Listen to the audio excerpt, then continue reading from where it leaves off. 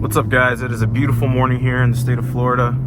I'm back again with another video, and today I'm going to be teaching you guys how to drive a 6-speed manual here in the Honda Civic Si. When I bought this car back in December, I had 5 miles on the dash. Now I'm at 5,400 miles. I only drive this car to work and back and some occasional city driving. I haven't really done any far trips or anything yet. But back when I purchased the car, I knew nothing about manuals. I didn't know how to drive one. I've never been in one. I've never seen anybody drive a manual. I've never been inside of a manual car. So what did I do? I watched a quick 10-minute video and drove the car off the lot. It is very simple, it is very straightforward, and it's a very, very rewarding feeling once you figure out what you're doing. Things you need to know is your point of engagement when you're releasing the clutch, that the car starts moving forward without any acceleration. Your gear selector, this is where you put your car into gear: first, second, third, fourth, fifth, and sixth. All your even numbers will be at the bottom, and all of your odd numbers will be on the top in a sequence of 1, 3, 5, and 2, 4, 6. And then obviously all the way to your right, reverse. When I drive my Si, one of the troubles I had when I first had it was knowing what gear I was in. And it took me a little bit until I figured out that if I'm ever in a gear that's down towards me, it's always going to be an even number. And if I'm ever in a gear where the gear knob shifter is in the top, it's in an odd number. And I just thought about it like that. And then obviously how fast you're going, because first, second, third, fourth, fifth, and sixth gear only travel so fast. So that helped as well, figuring that out on my own. Like, for example, right now I'm in second gear, driving the car as the RPMs raise, 4,000 RPMs. Revving high, I know to take the car into third gear, and then boom, the revs drop. Driving a manual can be fun, rewarding, but it can also be very frustrating. If you're new to driving a manual and you've never driven one before, you're gonna stall, you're gonna get frustrated, and you're gonna want to quit. But that's okay, because everything takes practice and it takes time. So I'm gonna be showing you the easiest way that I've learned and how I taught myself how to drive a manual. We'll get into the rev matching, downshifting, all that stuff later, but for now I'm going to show you the first things, the first primary principles on how to drive a manual car. So first things first, when you're driving, your left foot is the only thing that should be controlling the clutch. Never ever use your left foot to brake, accelerate, nothing. Your left foot is all it's doing is putting the clutch in, you're changing your gear, and you're driving, and you let off the clutch. Your right foot is going to be accelerating and braking as if you would in an automatic car. The only thing your left leg should be doing is disengaging and engaging the clutch. So here we have your gear selector. We have 1, 3, 5, the odd numbers that are away from you, and 2, 4, 6, which are the even numbers that are coming towards you, and then R for reverse. Currently right now it's in the middle, which is neutral.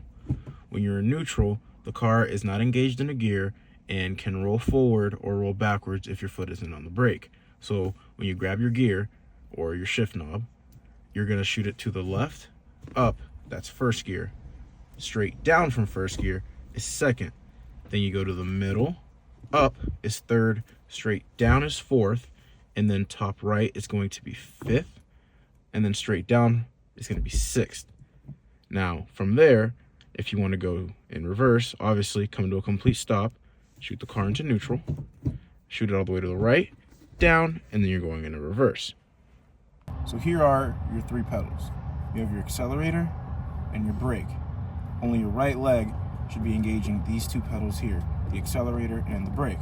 All the way to the far left, you have your clutch. And anytime you engage the clutch, don't ever half-ass it. And what I mean by that is whenever you want to go change gear, downshift, whatever you want to do, don't half-ass it by putting the clutch in halfway. Always engage all the way through, follow through the pedal.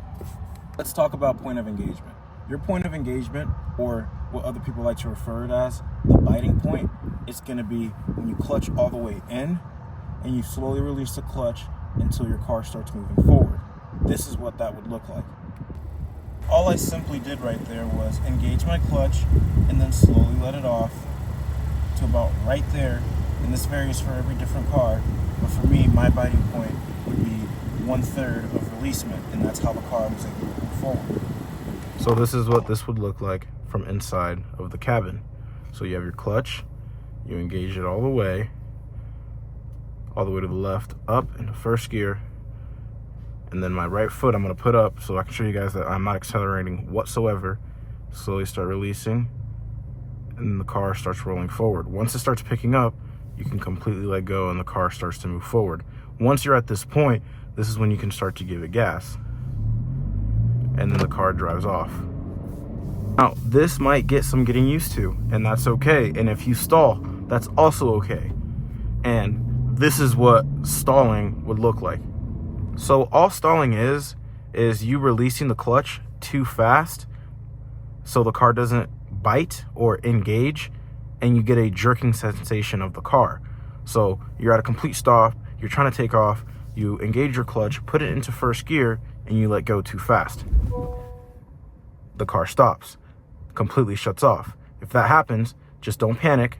Press the brake, engage your clutch, take it out of gear, turn your car on, and start over.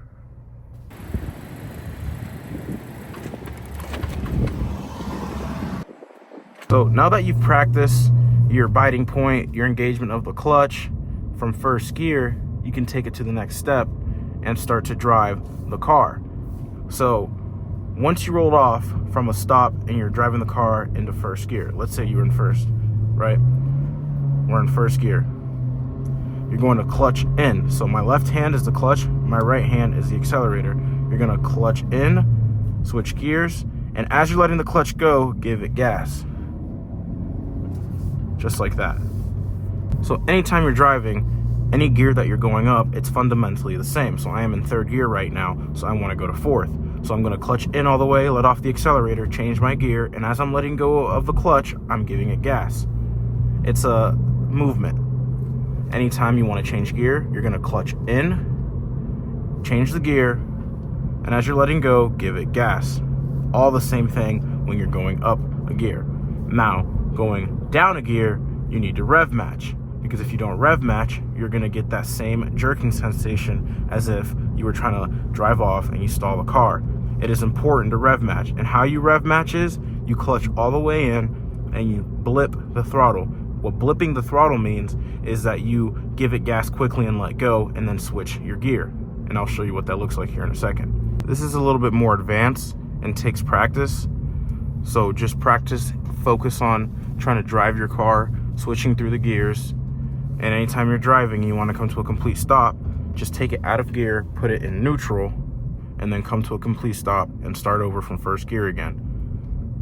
Because anytime you come to a complete stop, you always have to drive the car off of first gear. You'll never be able to come to a complete stop in third gear and try to take the car off, because you will stall. You will stall because it's in a higher gear. You can't drive the car off. So to rev match, let's say you're in fourth gear and you're going about 3,500 RPMs, and you want to downshift into third gear to pick up more speed quickly. So what you're going to do is you're going to fully engage your clutch while you're in fourth gear, and then you're going to blip the throttle. And what blipping the throttle is you're literally going like this and letting go and changing your gear into third. So what that would look like is you're going to be clutching in, your hand on the gear selector, blip the throttle, let go, and then take the car from fourth into third gear and let go of your clutch. It's all one smooth transition, and that takes practice. You have to know your car, you have to listen to your car, and you have to know how to drive your car. You're going to be a little bit jerky at first. Once you've mastered the fundamentals, the basics, and you listen and know how to drive your car, it's going to be something that you're going to know how to do without thinking about it, and it will all be a natural thing to do. I'm going to show this in two different ways. I'm going to show this from the inside of the car and then from the outside of the car. So currently I am in second gear, now I'm in third, now I'm in fourth. Still using the same principles and fundamentals of clutching in, switching gears, and letting go and giving it gas. Now to rev match, what that would look like from the inside would be clutching in, blipping the throttle, you'll see the RPM shoot up, and changing gears and letting go. And that's pretty much all it is. Now, it is very important to know how to rev match because it can get you out of sticky situations. You need to switch lanes, dodge something, or if a car's coming towards you and you need to quickly get out the way. So again, I am in 4th gear, I clutch in, blip the throttle, change gears, and now I can pick up speed. Just like that, all in one movement. So, as you can see down here, it's kind of hard to see, but this is my speedometer and then my rev limiter.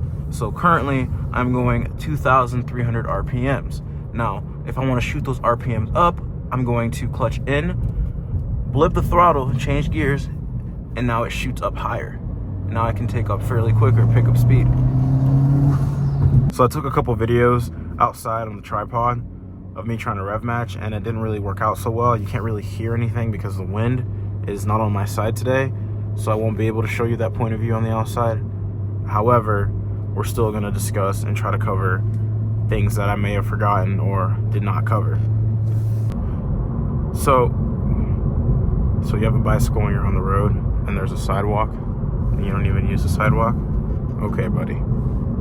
Anyways, so I'm in 5th gear, I'm going 42 miles an hour, I'm at 2,000 RPMs. So let's say there was a car that was coming this way and he or she starts to veer off the road and I need to quickly avoid the car. I'm gonna take my car, blip the throttle, drop down to 5th, and take off and avoid the car.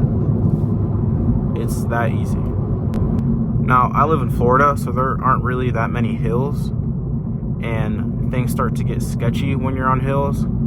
My advice to you, if you're on a hill or a slope, have your foot on the brake, put your clutch in, and then start letting go, and you'll feel the car wanting to move forward. Once you start to feel the car moving forward, you can completely let go of the brake and start giving it gas, but also letting go of the clutch, and then the car will start to roll forward. That can be tricky, so you're gonna have to figure out where that middle ground is for your vehicle to take off while you're giving it gas without it stalling. I mean, yeah, that's about it. I mean, I've covered the rev matching, engagement, how to drive your car, switching gears, and you just practice. What's gonna make you better is repetition, learning mistakes, making mistakes, and fixing them. And when you're learning and you're practicing, well, I can't say go to a parking lot, you gotta learn how to drive first, but hopefully this video helps you guys with that. So that's about it. You get in your car, practice, know what leg does what, and take your time. Because eventually, if you practice every day, it's going to become a natural thing with time. So that's pretty much the basics. I tried to cover as much as I could in this video, but those are the things that I had to learn to teach myself on how to drive the manual or a manual car. And I hope I helped or give you guys a helpful insight on how you can drive a manual. I had really positive support and good comments on my last video. I appreciate you guys for that. And if you guys could subscribe, give a like, leave a comment, that really shows your support, and give me video ideas. I'm down to try something new, learn anything new, or teach you guys how to do anything. So on that note, that's about it. Thank you guys for watching. Peace!